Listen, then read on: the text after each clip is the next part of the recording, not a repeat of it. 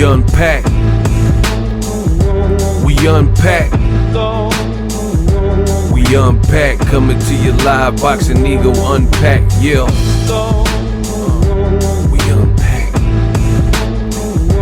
We unpack.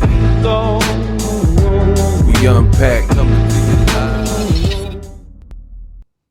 Controversy. Scandal. Tragedy. Mayhem. Gervonta Davis's team warns Brian Norman ahead of his upcoming fight with Devin Haney to be on the lookout while they're abroad, overseas, in Saudi Arabia. They need to keep their head on a swivel. Left, right, left. Left, right, left. In this video, I'm going to break it down, let you know what's going on per usual. It's time to get unpacked. What up, Fight World? It's your boy Ego, and I'm back with some more boxing.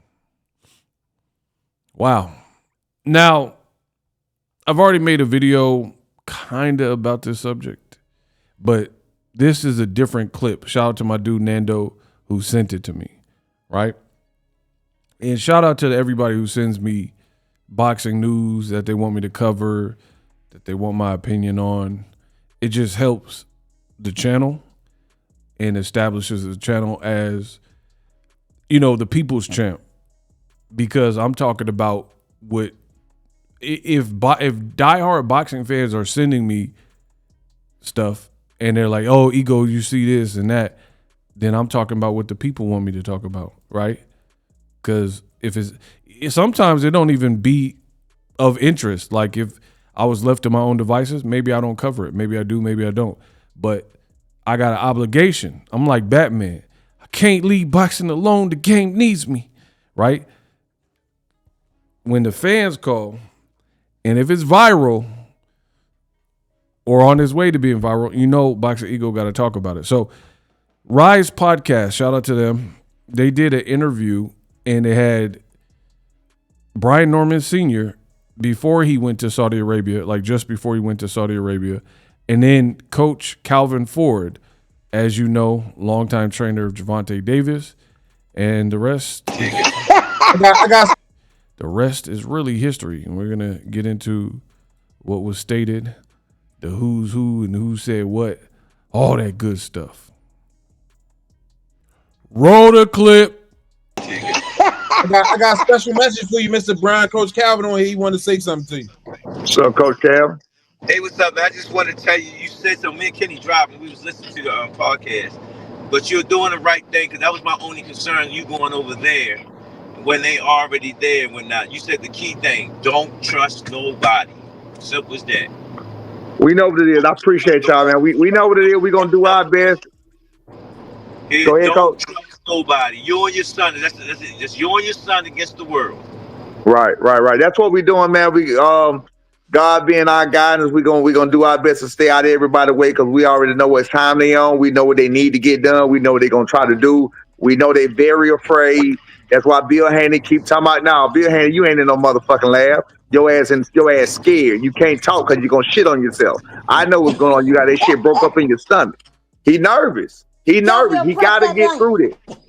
He gotta get through this. That's what it is. He nervous. I've been there before. But Coach, I appreciate.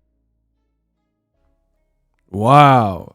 So Coach Calvin Ford was like, me and Coach Kenny, we were in the whip driving, listening to the Rise podcast, and we seen that you was on, and we just called. I just called to say I love you. Right? We had to rock with that Stevie. Don't be mad. It's Stevie. Stevie Wonder is a musical genius, man. They said they were in the whip, cruising, and they seen that Brian Norman was on the podcast, and they took the time to probably stop because it didn't sound like they was driving at that point. But they took the time to stop to hit up the podcast that they're associated with just to warn Brian Norman and to look after his son while away in Saudi Arabia for the fight. Dang.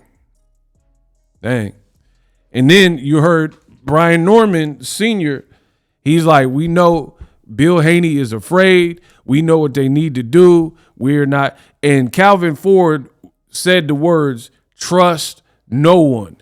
Do not put your faith in anybody. Don't trust nobody. Everything, like, pretty much look at everything with a sense of paranoia. Everything is unsavory. What it is, we gonna do our best. Go ahead, don't Coach. trust nobody. You and your son. That's it. Just you and your son against the world. Right. That's what we do our best. Simple as that. Key thing. Don't trust nobody. Don't trust nobody. We know what it is. I appreciate y'all, man. We know what it is. We gonna do our best. Go ahead, don't Coach. trust nobody. You and your son. Don't trust. Just you and your son against the world. Right. That's what we doing, man. We God being our guidance, we gonna do our best to stay out of everybody's way because we already know what time they on. We know what they need to get done. We know what they're gonna try to do. We know they very. We know what they're gonna try to do. Hey, yo, I'm gonna say it like this. For one, I know some of y'all like it, some of y'all, I don't care. I got to be the best in the business, and it's not even close. Do you notice my word is everything? My brand is everything. I really work for this, bro. I work to make these words make sense. I'm Young Dictionary, make words make sense. The stuff I say, you can usually come back to it and it's still relevant. Like some of my favorite, like iconic people, Tupac Shakur, Michael Jackson, Jimi Hendrix, Kobe Bryant, Bruce Lee, right? When I think of something that a lot of these people had in common outside of crazy charisma, aura, work ethic, etc., is Prince. That's another one, right? What I think about is when they spoke, you tend to listen and you wanted to know more and you wanted to hear more. Like when Michael Jackson talks about how he came up with a song concept or a dance routine or whatever, like I'm interested. I want to hear the breakdown. When Kobe Bryant talking about what he does on days where he's unmotivated. When Bruce Lee is like, I said, empty your mind. Be formless. Be shapeless. Be like water. You see, if you put water into a cup, it becomes the cup. Right? If you put water into a teapot, it becomes the pot. You see, water can crash. When they're saying it be like water, and these quotes, Tupac, keep your head up and all. Years later, like Pac died in 96, bro. In 1996, bro. We're in 2025. The man been gone, right? And for y'all who's born in the 2000s, right now, if you were born in 2000 and it's 2025, you this year when you turn 25 is the year Tupac died, and look at what he accomplished: Juice, Poetic Justice, Gridlock, movies, soundtracks, Death Row. You know what I mean? Had Death Row popping, double albums, posthumous albums. Like he did a lot in like when people. And I'm not going to get sidetracked, but on my unpacks, I like to take my time. When people talk about like the greatest rapper, it got to be Tupac. And here's something that many people haven't thought about. But for me, this is why, not the only reason, but one of the reasons why Tupac got to be the GOAT, right? If you really break it down, Tupac, I did the math one time. I looked up the movie Juice because that was really an introduction to Tupac for a lot of people, right? The Juice movie. That came out in January of 1992. Tupac died Friday the 13th, September of 1996. Right? If you actually do the math, it is less than 5 years. That is insane. Here, I'll do it again so y'all can see. September 13th, 1996.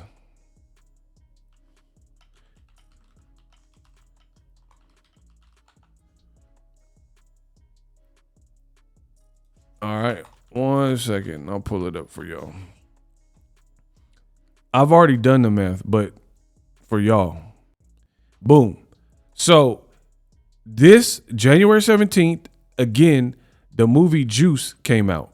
Boom. You see that? Juice came out January 17th.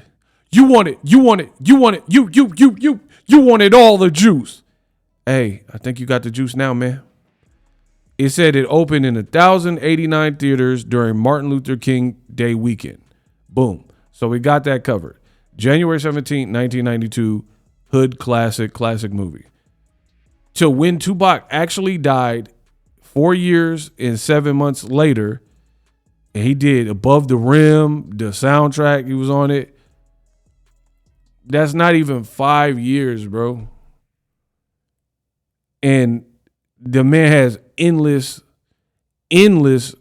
content and quotes and interviews and run-ins with the law, and he's infamous. Like, there's nobody else in rap history that had a window of less than 5 years that is more impactful than Tupac. Like, you had rappers trying to rap like Tupac.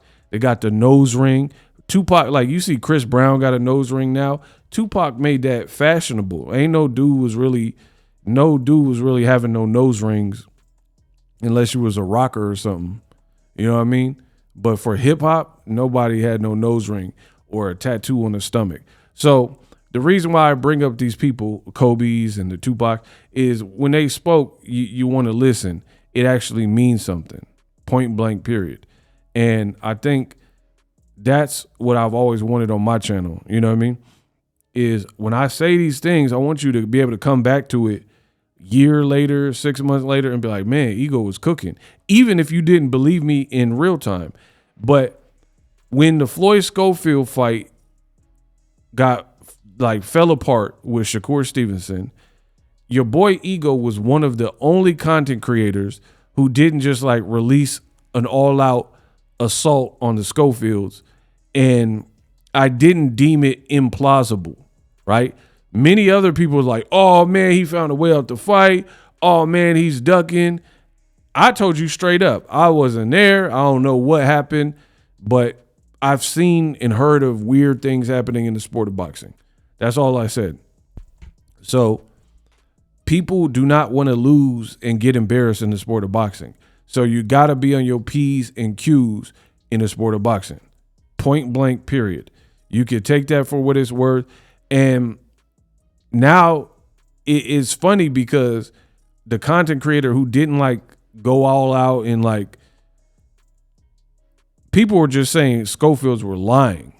Let's be real. They were like, they're lying. They weren't ready for Shakur and they found a way out. They weren't prepared, right? But fast forward to the future, I really feel like that don't look to be the case, because now there's like seems to be this air of mystery or hint of what could happen in Saudi Arabia with the fights, because people have seen Hamza Shiraz and Carlos Adames fight, and Shiraz really should have lost the fight easy, right? Turkey's in the corner like, man, get a knockout. You need a knockout, trying to help him, trying to coach him. People seen Daniel Dubois pulled out of the Parker fight. People seen like the Schofield, whatever happened with him, he was in the hospital, pulled out the fight. And now, like, it's funny because when it happened with Schofield, everybody sounded doubtful. But then if everyone's so doubtful and they doubted the Schofield story and there was like no legitimacy to it at all, then why does it sound like everyone is they're got their blinders up and their antennas raised when fighting in Saudi Arabia now? The man literally said, I know what they're trying to do, and I know what they need to get done. He also said somebody offered him food, and they weren't going to take the food. They refused the food, and then they videotaped it and showed somebody. Right. That's what we're doing, man. We God being our guidance, we're gonna do our best to stay out of everybody's way because we already know what time they on. We know what they need to get done. We know what they're gonna try to do. We know they're very afraid. That's why Bill Haney keep talking about now. Bill Haney, you ain't in no motherfucking lab. So the bottom line is, it sounds like people they're on high alert. Like they don't trust the Haneys. They don't trust the circumstance. You know, Haney got to Saudi Arabia before them. And it sounds to me, I'm not the Normans, but it sounds to me like they are anticipating fight week antics like to happen, right? And it's not a good sign for boxing because I'm with a little bit of fight week antics. Like Floyd Mayweather when he was about to fight Oscar De La Hoya. See, some of y'all don't know y'all boxing, but whatever. When Floyd was about to fight Oscar, he took his gym bag and then it was missing. Oscar went panicking. You know, your property's missing. And Floyd was on All Access or 24/7 at that time. And he was like, yeah, I took Oscar's bag, da-da-da-da. And Floyd also pulled out a live chicken and was saying Oscar's a chicken and he's a coward, blah, blah, blah. So that's the type of fight week antic that I'm about, right? That's harmless fun. It's theatrics. You put out a chicken, you're calling a man a chicken, you stole his gym bag to play mind games with him. I'm cool with that. But not the stuff that boxing is evolving to now, where people are talking about being poisoned and people slipped them a Mickey and roofied them up. Like, no, because that's different. That's like outright cheating if somebody does do that. So it really sucks to be a boxing fan at times because this is the stuff you have to constantly worry about. Like if you were to make a bet or a wager, right? You can't just make a wager in good faith. You got to anticipate, oh, this is the lead promoter and this other fighter is the B side and the other fighter doesn't fight with the promotional team, or they're fighting in this location or that location. And you got to make your wager accordingly. Me, I live in California, so I don't sports bet because it's illegal. We don't have a sports book, right? But if I were to, I know it would be extremely hard because on the up and up, a fight looks a certain way, but then when you put in corruption, dirty happening, politics, ain't no telling. Like a lot of people feel that Jake Paul has no chance versus Anthony Joshua, but it's boxing. People talk, so maybe Joshua, something got out in these boxing streets, and Jake Paul, because it looked like crazy at the surface level for Jake Paul to be taking that type of fight, but maybe there's something he knows or whatever that the rest of us hadn't got back to us or whatever. So all I'm saying is there's a lot of politics in boxing, and it's unfortunate because you got to tread lightly. Like in basketball, two teams play, the Lakers versus Celtics, and you just hope for a good game. And at best, the game is fair and everything. At worst, maybe there's a blown call from the referees. But in boxing, it's all types of stuff. People saying they got drugged up and kidnapped. You know what I mean? Like it's like anything goes. It's crazy. So for me, I really hope we don't have no type of politics, missing weight, somebody saying the gloves, they're cheat gloves, and these gloves aren't approved, and they're wearing gloves that we didn't authorize, you know, anything like that.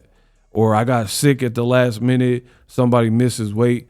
I really hope, because moreover and more so than the main event, I'm really looking forward to Devin Haney and Brian Norman fight, probably the most on the whole card. And the card got some good fights with like Abdullah Mason, Noakes, Bam Rodriguez is in a good fight, David Benavidez is in a good fight. But the fight that's most intriguing to me is definitely Devin and Brian Norman. Great style matchup. And 147 is open, is wide open, with Jerron Boots leaving, Ennis leaving, Crawford, Arrow leaving, Keith Thurman leaving. The division is dry and is ripe for the picking. So this is the beginning and a start point to who's going to rule the division or who has a chance to, really do some work in the welterweight division from this fight and beyond. But Coach Calvin Ford, you heard it. Tank's own trainer warns the Normans, like, be cool, be cautious. We are currently in fight week. This was a little bit before fight week, but we're in fight week now. We will see how everything plays out and manifests, but I'll keep posted. Don't be surprised if Boxing Ego make a video like bad news, tragedy, controversy, scandal, and I do a new video about some BS that happened with Haney Norman. Just wait. You know what I mean? I'm not trying to be pessimistic, but I'm realistic. We unpacked. Live streaming can be tough, which is why I use StreamYard. Click the link in the description for StreamYard, which is an awesome tool that enables you to set up your stream with ease of use. Get great results with live streaming. It's what I use. Stream to social media with ease with StreamYard. Live streaming is here to stay. Engage with your audience using StreamYard. Great way to reach out to your audience and connect. So you need a tool that can do that.